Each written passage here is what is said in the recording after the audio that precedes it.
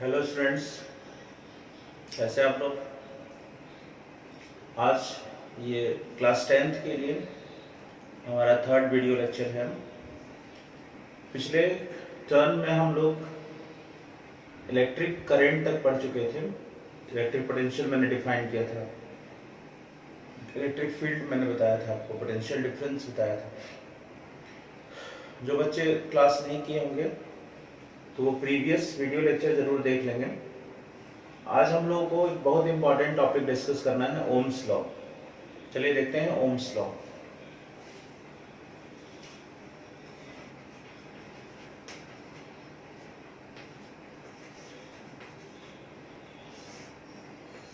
This is the relationship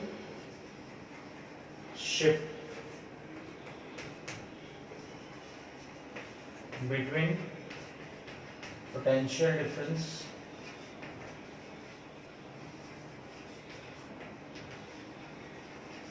and current। एक relationship है potential difference और करंट के बीच में, ओम्स लॉ। कैसे इसको समझेंगे, सबसे पहले इसका सर्किट समझिए। सपोज करिए आपके पास ये कंडक्टर है,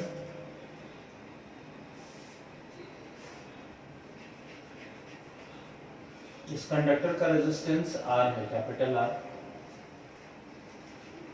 चूंकि आपको करंट मेजर करना है तो एमीटर लगाएंगे यहाँ पर सीरीज में। ये आपके पास बैटरी है, ये की है और ये रियोस्टेट है। ये ओम्स लॉ के लिए मैं सर्किट बना रहा हूँ। ये भी बहुत इंपॉर्टेंट है सर्किट,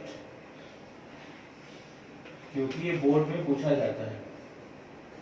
ये रियोस्टेट है आपका, ये की है, ये बैटरी है, ये रेजिस्टेंस है। चूंकि ये प्लस टर्मिनल है, बड़ा वाला लाइन, तो ये प्लस हो जाएगा, ये माइनस। करंट डेफिनेटली प्लस से माइनस की तरफ जाता है, तो ये करंट का डायरेक्शन है। पोटेंशियल डिफरेंस मेजर करने के लिए हम पैरेलल में एक वोल्टमीटर लगा देंगे। ये पोटेंशियल डिफरेंस मेजर करेंगे P। This is the circuit diagram of Ohm's law. ये सर्किट है आपका ओम्स लॉ के लिए। नाउ द स्टेटमेंट ऑफ ओम। ओम ने क्या कहा था? ओम का कहना ये था कि अगर हम फिजिकल कंडीशंस को कांस्टेंट करें, जैसे जहां पे हम ओम्स लॉ का एक्सपेरिमेंट कर रहे हैं, वहां की कंडीशंस कांस्टेंट होनी चाहिए। मींस आप रूम टेम्परेचर या और भी फिजिकल कंडीशंस को बदलेंगे नहीं, क्योंकि उस पर रेजिस्टेंस डिपेंडेंट होता है टेम्परेचर पे। तो फिजिकल कंडीशंस कांस्टेंट होगी तो जो अप्लाइड पोटेंशियल डिफरेंस होगा वो डायरेक्टली प्रोपोर्शनल होगा करंट के। मींस जो सर्किट में करंट फ्लो होगी वो डायरेक्टली प्रोपोर्शनल होगी अप्लाइड पोटेंशियल डिफरेंस के। So according to Om,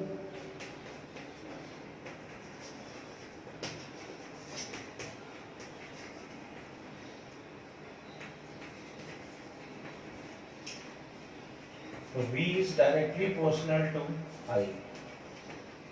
small लिखिए, कैपिटल लिखिए, कोई दिक्कत नहीं।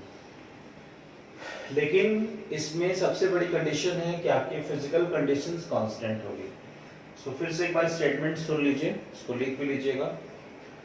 According to Ohm's law, the current flowing through a conductor is directly proportional to the applied potential difference, provided the physical conditions remains constant.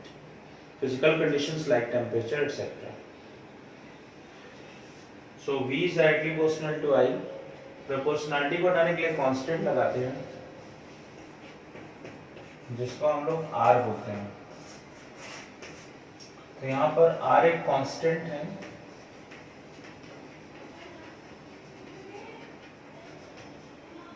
called resistance। आप जानते हैं resistance of conductor.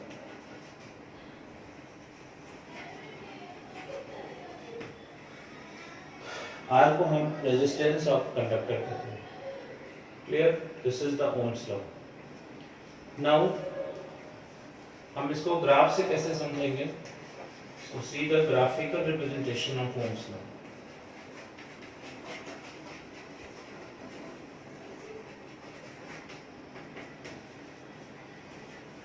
Graph के बाद हम रेजिस्टेंस के बारे में discussion करेंगे डिटेल में।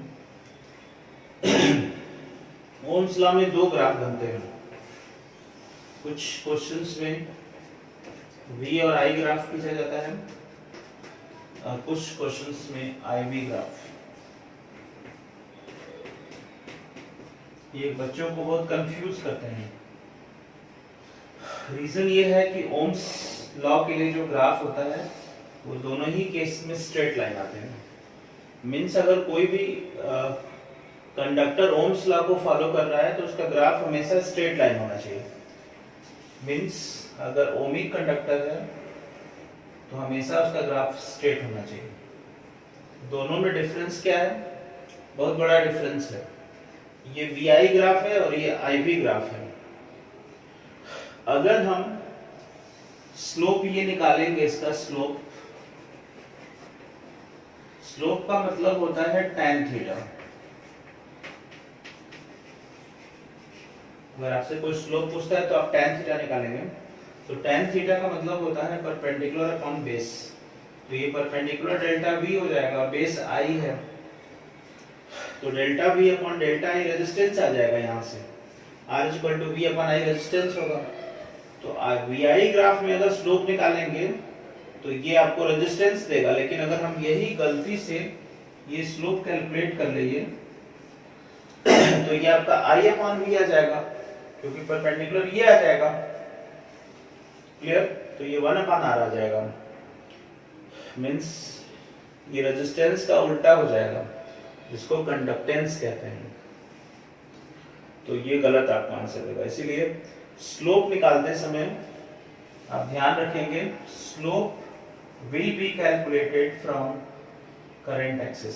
स्लोप हमेशा करंट एक्सिस से ही निकालेंगे आप। क्योंकि बहुत सारे बच्चे ऐसे प्रॉब्लम में गलती कर देते हैं, वो यहीं से स्लोप निकाल लेते हैं और वो गलत आंसर आता है। तो इसलिए स्लोप हमेशा करंट एक्सिस से। एक बात हमेशा याद रखिएगा कि slope of VI graph with current axis is equal to resistance। तो हमेशा स्लोप आप I एक्सिस से निकालेंगे तो आपका सही आंसर आएगा। अभी इस पे एक छोटा सा एग्जांपल हम लोग देखेंगे, आप जल्दी से स्क्रीनशॉट लीजिए इसका।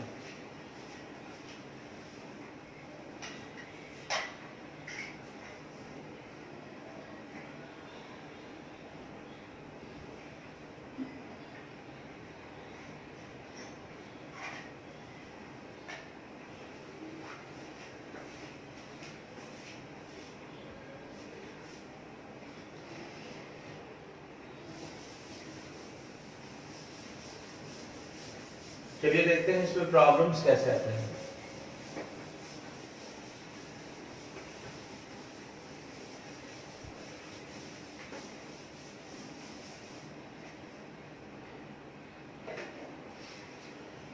एक छोटा सा एग्जांपल देखते हैं। आपको ऐसे ग्राफ दे दिया जाएगा,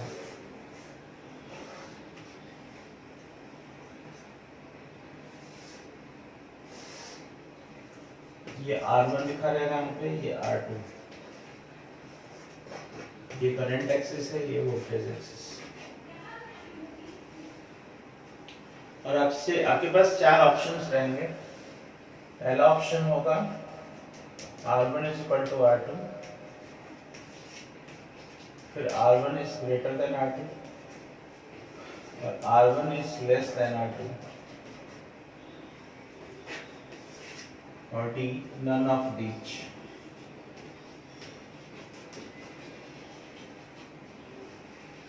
तो ऐसे एमसीक्यू के प्रॉब्लम्स को कैसे डिस्कस करेंगे? सी, कभी भी आपको अगर फिगर दिया रहे तो तुरंत आपको मालूम है कि अगर हम स्लोप निकालेंगे आईवी ग्राफ में तो हमको रेजिस्टेंस मिलने वाला है। स्लोप हम करंट एक्सिस से निकालेंगे, तो ये हमारा करंट एक्सिस है, तो इसका स्लोप ये होगा और इस लाइन का स्लोप ये होगा। और आप जानते हैं कि tan में एंगल बढ़ने के साथ वैल्यू बढ़ती है, तो इसका मतलब कि ये स्लोप ज़्यादा है तो R1 की वैल्यू ज़्यादा होगी, R2 की value come. So B will be correct answer. तो इस तरह से B आपका करेक्ट आंसर हो जाएगा। तो ऐसे बहुत सारे क्वेश्चन आपको मिलेंगे जिससे हम इसको सॉल्व कर सकते हैं। जल्दी से स्क्रीनशॉट लीजिए, फिर हम रेजिस्टेंस डिस्कस करेंगे।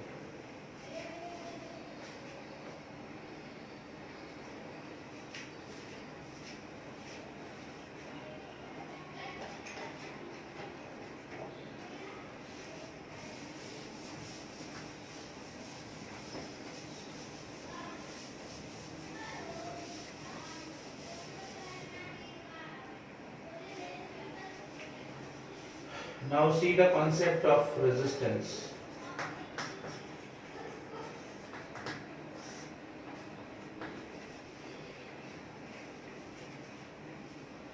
आप लोगों को इलेक्ट्रिक करंट का लेक्चर थोड़ा बहुत याद होगा, मैंने बताया था। उसमें मैंने बताया था कि अगर कोई भी कंडक्टर है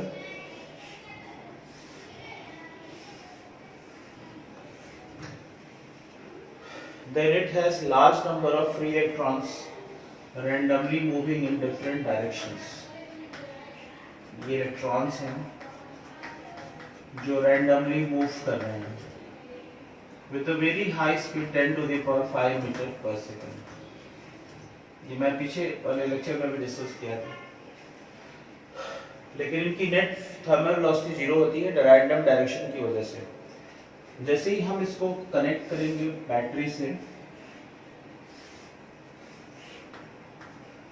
suppose this conductor is connected to the battery and apply the electric field, तो ये जो इलेक्ट्रॉन्स होते हैं वो एक प्रॉपर डायरेक्शन में अलाइंड हो जाते हैं। क्योंकि यहाँ प्लस हो जाएगा, यहाँ माइनस, इलेक्ट्रॉन प्लस की तरफ जाएंगे।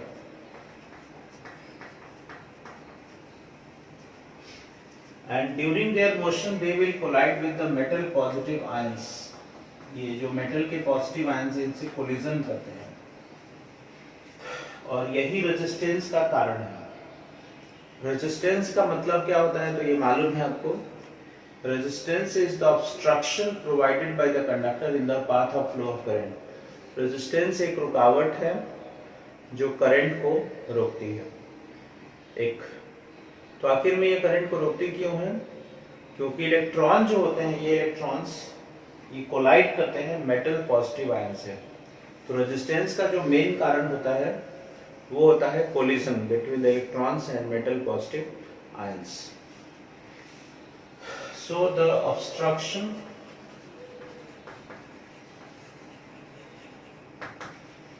provided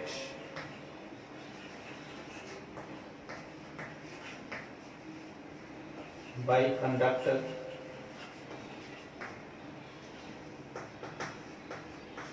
in path of flow of current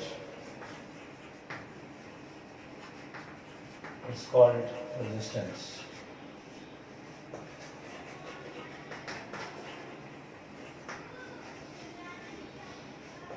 Cause so resistance is produced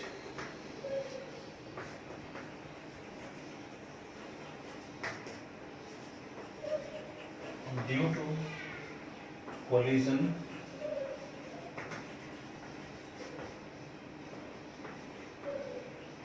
of electrons with positive metal ions। तो ये कोलिजन कारण होता है। Now the factors affecting resistance, किन किन फैक्टर्स पे डिपेंडेंट होता है? तो पहला होता है लेंथ ऑफ कंडक्टर।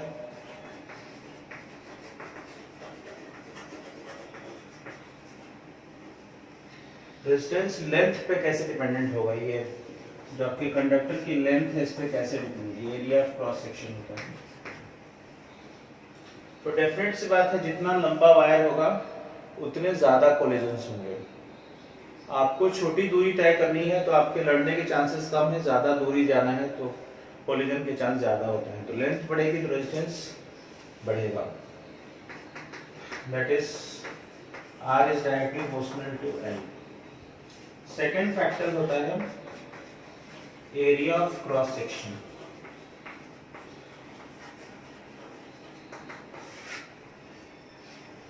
ये अगर चौड़ा वायर यूज करेंगे कम कोलिजन होगा, चौड़े रास्ते पे जाएंगे कम कोलिजन होगा, तो इनवर्सली प्रोपोर्शनल होता है। R is inversely proportional to A। Resistance को एक और चीज इफेक्ट करती है और उसका नाम है नेचर ऑफ मटेरियल, और चौथी चीज का नाम है टेम्परेचर। तो टेम्परेचर हम लोग अलग से डिस्कस करेंगे। एक तीसरी चीज है नेचर ऑफ मटेरियल। अगर गुड कंडक्टर होगा तो उसका रेजिस्टेंस कम होगा, बैड कंडक्टर होगा रेजिस्टेंस ज्यादा होगा। अब इन सभी फैक्टर्स को हम कंबाइन करेंगे तो एक फार्मूला मिलेगा जिससे आप रेजिस्टेंस कैलकुलेट कर सकते हैं।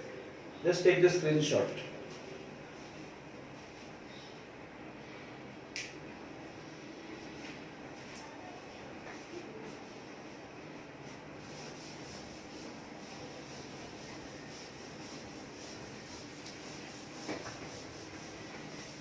अब इन फैक्टर्स को हम कंबाइन करेंगे।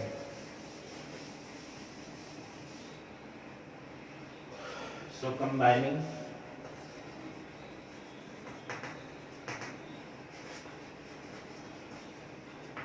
all the factors, so R is directly proportional to L by A। Proportionality बताने के लिए कांस्टेंट लगाएंगे जिसको रो कहते हैं। ये एक नया चीज है, इसको रो कहते हैं, RHO, rho. Rho is a constant of proportionality।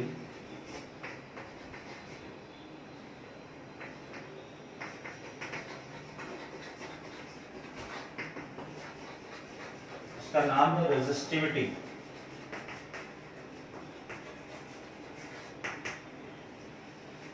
या फिर हम इसको स्पेसिफिक रेजिस्टेंस भी कहते हैं, स्पेसिफिक रेजिस्टेंस।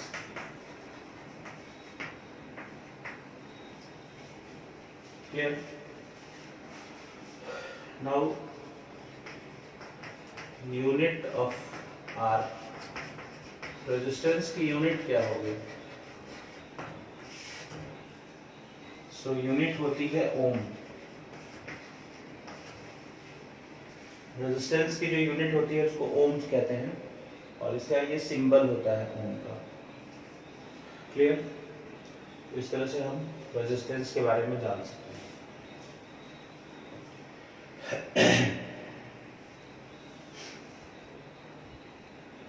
अब आते हैं हम लोग रेजिस्टेंस को जो चौथा फैक्टर इफेक्ट डालता है, that is effect of temperature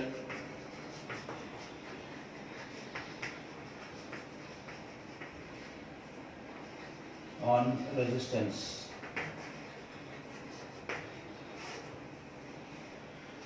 आपको बता दें कि जितना ज्यादा किसी भी कंडक्टर का आप टेम्परेचर इंक्रीज करेंगे रेजिस्टेंस की वैल्यू उतनी ही इंक्रीज होगी।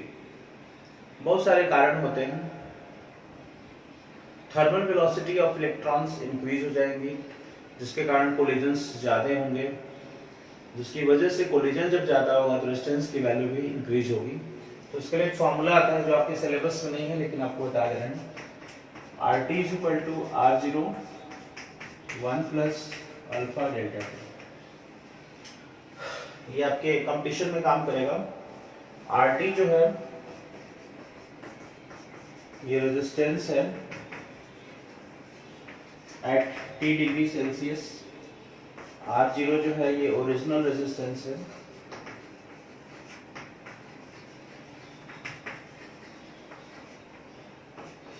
डेल्टा T टेम्परेचर डिफरेंस है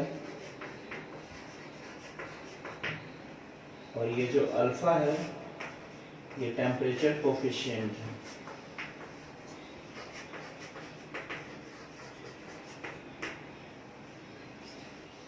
या इसको हम लोग कोफिशिएंट ऑफ लीनियर एक्सपेंशन भी कहते हैं अल्फा को। तो इसे हम रेजिस्टेंस निकाल सकते हैं। इस फार्मूले से क्लियर है कि आप टेम्परेचर इंक्रीज करेंगे तो रेजिस्टेंस की वैल्यू इंक्रीज करेगी। नेक्स्ट लेक्चर में हम लोग रेजिस्टिविटी के बारे में पढ़ेंगे। तो यहाँ पे एक नया टर्म है रेजिस्टिविटी और स्पेसिफिक रेजिस्टेंस। तब तक के लिए आप घर पे रहें, सुरक्षित रहें। आपसे एक और निवेदन है कि आप चैनल को जरूर सब्सक्राइब करें, अपने दोस्तों में शेयर करें और लाइक करें। कोई भी दिक्कत हो तो कमेंट आप करें। कोई भी अगर प्रॉब्लम आती है तो कमेंट बॉक्स में कमेंट करें, उसको सही किया जाएगा। और ये जो आप सब्सक्राइब करेंगे यही जो है ये बूस्टअप करता है आपको नए वीडियो के लिए, ताकि आपको और नए वीडियो हम लोग दे सकें। Thank you. Take the screenshot ले लीजिए।